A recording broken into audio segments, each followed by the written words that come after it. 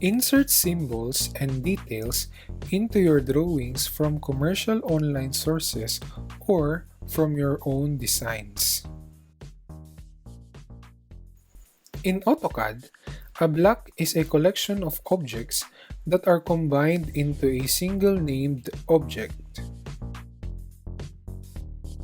You can see the list of the different block commands in the block panel of the ribbon.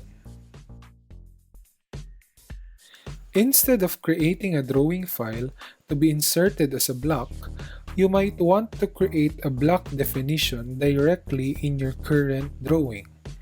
Use this method if you do not plan to insert the block into any other drawing.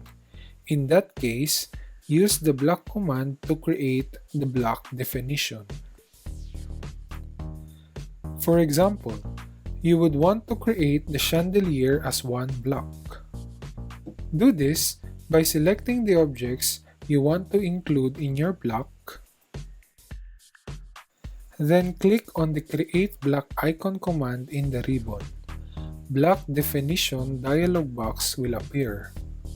Enter a name for the block and make sure that Specify on screen under base point is checked. If not, check it by ticking on the box beside it. Once done, click OK to save and close the dialog box. Now, specify the insertion base point of the block. Once done, the block is already in your file library.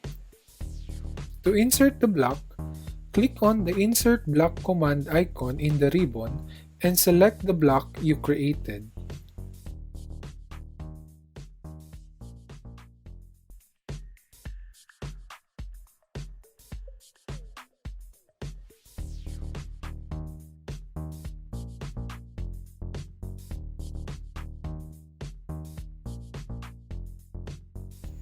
You can also use the Explode command to break a block into its component objects if you need to make changes.